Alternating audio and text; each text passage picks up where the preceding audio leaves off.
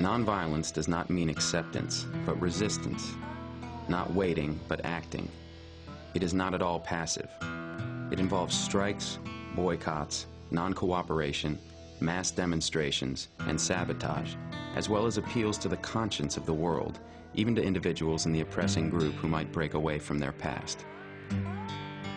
Direct action does not deride using the political rights, the civil liberties, even the voting mechanisms in those societies where they are available, but it recognizes the limitations of those controlled rights and goes beyond.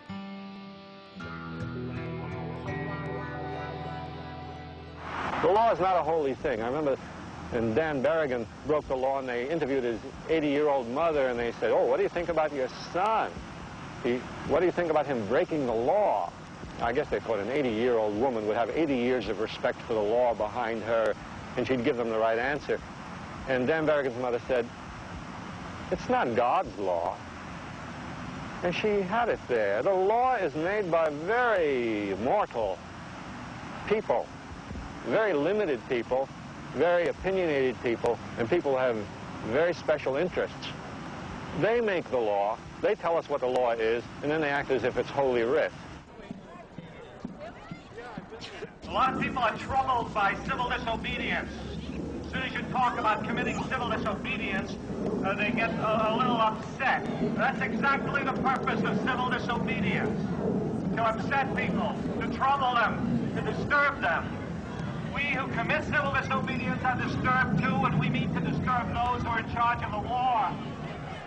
He said at the end of his speech, I remember, he said, "Now let me address the secret police in this crowd." You agents of the FBI who are circulating in the crowd. Hey, don't you see that you're violating the spirit of democracy by what you're doing?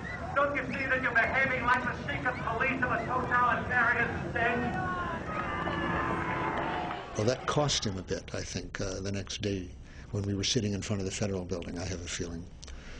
Because, again, the police chose in the end to arrest almost no one.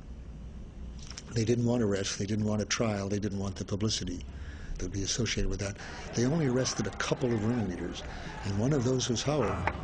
And so, let the spirit of disobedience spread to the war factories, to the battlefields, to the halls of Congress, every town and city, until the killing stops, until we can hold up our heads again before the world.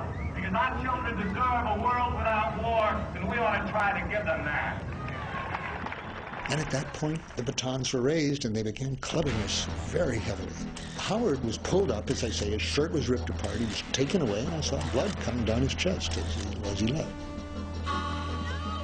Let us be nonviolent. We are going to be protesting against violence.